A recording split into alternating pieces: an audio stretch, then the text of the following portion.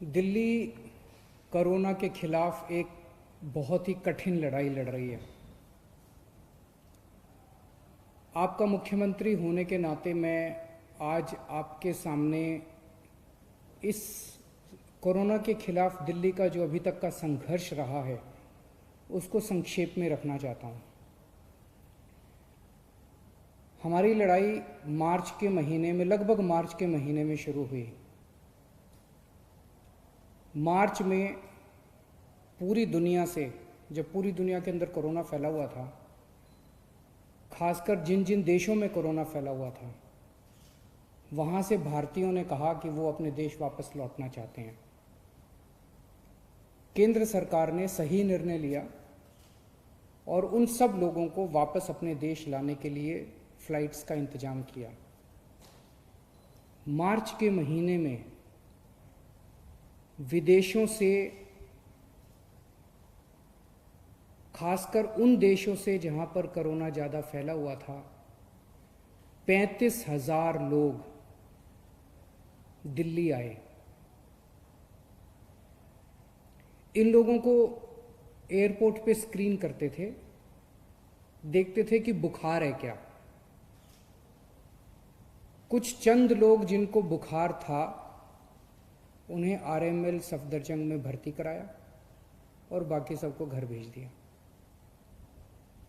कुछ लोगों को क्वारंटाइन किया था, लेकिन अमूमन 35,000 लोगों को घर भेज दिया गया। जाहिर है कि ये जितने लोग अपने अपने घर गए उस टाइम, और ये सब उन दिनों कोरोना के बारे में जानकारी कम थी, गाइडलाइंस कम थी, ये सब लोग अपने अपने घर गए और जाहिर है कि एक से दूसरे को, दूसरे तीसरे को कोरोना फैलता गया। उन दिनों में तो टेस्टिंग किट भी अवेलेबल नहीं थी, उन दिनों में तो टेस्टिंग लैब भी नहीं थी, टेस्टिंग भी नहीं हो पाती थी। फिर लॉकडाउन हुआ और लॉकडाउन की वजह से लोग अपने अपने घरों में थे, इसीलिए कोरोना थोड़ा कम फैला। मई के अंतिम हफ्ते में जब लॉकडाउन खुलना चालू हुआ तो उम्मीद थी कि कोरोना थोड़ा फैलेगा, कोरोना थोड़ा बढ़ेगा। 15 मई के आसपास से हम देखते हैं कि दिल्ली के अंदर कोरोना बड़ी तेजी से बढ़ने लगा। जब लॉकडाउन खुला तो ऐसा उम्मीद थी कि कोरोना के केसेस बढ़ेंगे, लेकिन कोरोना के केसेस उम्मीद से कहीं ज़्यादा तेजी से बढ़े और जून के पहले हफ्ते में आते आते, फर्स्ट वीक ऑफ जून में, दिल्ली के अंदर हमें बेड्स की कमी नज़र आने लगी, टेस्टिंग की कमी नज़र आने लगी। और बेड्स की कमी होने की वजह से जब कुछ लोगों को बेड्स नहीं मिल पा रहे थे तो मौत का आंकड़ा भी बढ़ने लगा। तब हमारे पास दो ऑप्शंस थे। एक ऑप्शन था लॉकडाउन दोबारा लगा दिया जाए, हमने बहुत सारे लोग। दूसरा ऑप्शन था कोरोना से लड़ा जाए। जनता से पूछा, जनता का कहना था कि लॉकडाउन कब तक रहेगा, कभी ना कभी तो लॉकडाउन, आज नहीं तो कल, कल नहीं तो परसों, 1 महीने बाद, 2 महीने बाद लॉकडाउन तो खोलना पड़ेगा। तो निर्णय लिया गया कि कोरोना से लड़ेंगे, कोरोना से मिलकर सामना करेंगे, सारी दिल्ली के लोग मिलकर कोरोना का सामना करेंगे, कोरोना से युद्ध करेंगे। और तब ये पूरा प्लान बनाया गया और कोरोना से युद्ध में 5 हथियार तैयार किए गए। पहला हथियार, बेड्स की संख्या बढ़ाई गई। हमने देखा कि लोगों को कोई एक अस्पताल से दूसरे अस्पताल में दौड़ रहा है, दूसरे से तीसरे में दौड़ रहा है, बेड्स नहीं मिल रहे हैं, बेड्स की बहुत कमी है। मेरे पास रात रात भर फोन आते थे, मैं रात रात भर जाग के लोगों के लिए बेड्स का इंतजाम करता था। पिछले कुछ दिनों से फोन आने बंद हो गए हैं। पिछले 1 महीने में हमने दिल्ली के अस्पतालों में कोरोना के मरीजों के लिए बहुत बड़े स्तर के ऊपर बेड्स का इंतजाम किया है। हमने सबसे पहला निर्णय लिया कि दिल्ली के सारे बड़े अस्पतालों में कम से कम 40% बेड्स कोरोना के मरीजों के लिए रिजर्व कर दिए। दूसरा बड़ा निर्णय लिया, दिल्ली के कुछ एक चंद बड़े अस्पतालों को, प्राइवेट और सरकारी अस्पतालों को पूरी तरह से कोरोना अस्पताल डिक्लेयर कर दिया गया। तीसरा बड़ा निर्णय लिया, हमने कई होटलों को अस्पतालों के साथ अटैच कर दिया। तो अस्पताल में 100 बेड हैं, लेकिन होटल में 200 बेड और लग गए, तो उस अस्पताल के 300 बेड हो गए एक तरह से। इस तरह से अस्पतालों की कैपेसिटी बढ़ाई हमने। होटल नाराज हुए, होटल कोर्ट में गए, हमने कोर्ट में लड़ाई लड़ी और कोर्ट में लड़ाई जीत गए और 3,500 बेड्स हम लोगों ने होटल के अंदर पिछले 1 महीने में हमने तैयार किए हैं। अब राधा स्वामी सत्संग ब्यास में 2,000 बेड्स और तैयार हो चुके हैं।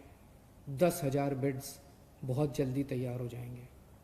बुराड़ी अस्पताल जो अभी कंस्ट्रक्शन चल रहा था, उसको टेम्पोरेरी बेसिस पे 450 बेड्स वहाँ तैयार कर दिए।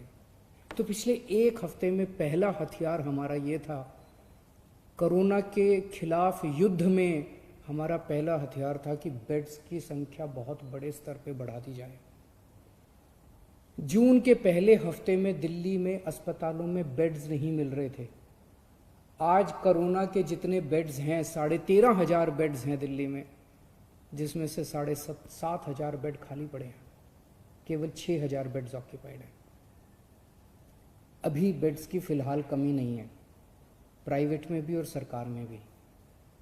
लेकिन हमें हाथ पे हाथ रख के नहीं बैठना। अभी आगे का भी हम इंतजाम कर रहे हैं, और भी बेड्स खाली पड़े रहे बेड्स, लेकिन बाई चांस कल को कोरोना बढ़ गया तो उसकी तैयारी करनी है, इसलिए और भी खूब बेड्स का हम इंतजाम कर रहे हैं। दूसरा हथियार हमारा था टेस्टिंग एंड आइसोलेशन। जून के पहले हफ्ते में हमने देखा कि लोगों को टेस्टिंग करने के लिए धक्के खाने पड़ रहे थे। कुछ टेस्टिंग लैब्स ने गड़बड़ करनी चालू कर दी। पॉजिटिव को नेगेटिव दिखा देते थे, नेगेटिव को पॉजिटिव दिखा देते थे। उन लैब्स के खिलाफ एक्शन लेना पड़ा और हमने कई सारे कदम उठाए। जून के पहले हफ्ते में जहां डेली 5,000 टेस्ट हो रहे थे, आज दिल्ली में 20,000 टेस्ट डेली हो रहे हैं। देश में लगभग सबसे ज़्यादा टेस्ट डेली दिल्ली में हो रहे हैं। 20,000 टेस्ट डेली। अब किसी की शिकायत नहीं आ रही है कि टेस्टिंग में दिक्कत है। टेस्टिंग एंड आइसोलेशन, हम टेस्ट करते हैं, खूब टेस्ट कर रहे हैं, जम के टेस्ट कर रहे हैं, गली गली में टेस्ट कर रहे हैं और आइडेंटिफाई करते हैं कौन कोरोना का मरीज है और उसको आइसोलेट कर दो, कौन कोरोना का मरीज है उसे आइसोलेट कर दो। बहुत बड़े स्तर पे दिल्ली में चल रहा है और इसके लिए मैं खास तौर से केंद्र सरकार का शुक्रिया अदा करना चाहता हूँ, जिन्होंने हमें रैपिड टेस्टिंग की में मदद की। एंटीजन टेस्ट्स उन्होंने पहले हमें कुछ किट्स दिए, अब तो हमने 6 लाख किट खुद भी खरीद लिए, लेकिन पहले एंटीजन टेस्ट शुरू करने के किट्स हमें केंद्र सरकार ने दिए, परमिशन दी, हमारा हाथ पकड़ के हमें करना सिखाया। इसके लिए हम केंद्र सरकार के आभारी हैं। तीसरा हमारा हथियार था कोरोना की लड़ाई में, तीसरा हथियार है oximeters and oxygen concentrators. Corona में सबसे बड़ी दिक्कत होती है कि ऑक्सीजन की कमी हो जाती है और ऑक्सीजन की कमी होने से आदमी की डेथ हो जाती है। तो हमने जितने लोग घरों के अंदर अपना इलाज करा रहे हैं, सबके घरों में ऑक्सीमीटर भेज दिए। ऑक्सीमीटर होता है, उससे आप अंगूठा डाल के और पता कर लेते हो कि आपके अंदर ऑक्सीजन कितनी है। तो हमने सारे पेशेंट्स को बोला वे घंटे 2 घंटे में अपनी चेकिंग कर लेना, अगर आपकी ऑक्सीजन का लेवल कम हो हमें फ़ोन कर देना, हम आपके घर ऑक्सीजन भेज देंगे और आपको अस्पताल में शिफ्ट कर देंगे। तो ऑक्सीमीटर जो है एक तरह से सुरक्षा कवच का काम कर रहा है अपने कोरोना के मरीजों के लिए। और ऑक्सीजन कॉन्सेंट्रेटर, अगर कोई अस्पताल में आए तो उसको ऑक्सीजन की सिलेंडर की और उसकी कमी नहीं होनी चाहिए। इसीलिए हम कोशिश कर रहे हैं कि सरकार के हर बेड में ऑक्सीजन की व्यवस्था हो। तो लगभग 4000 ऑक्सीजन कॉन्सेंट्रेटर खरीदे हैं। ऑक्सीजन कॉन्सेंट्रेटर होते हैं जिससे आपको ऑक्सीजन मिल सकती है।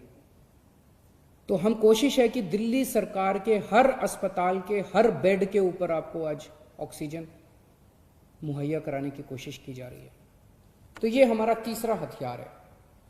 चौथा हथियार है आज कोरोना के इस खिलाफ युद्ध में प्लाज्मा थेरेपी। इसमें दिल्ली ने पूरे देश के लिए एक तरह से रास्ता दिखाया। सबसे पहले प्लाज्मा थेरेपी दिल्ली में ट्राई की गई, 29 मरीजों को दिया गया।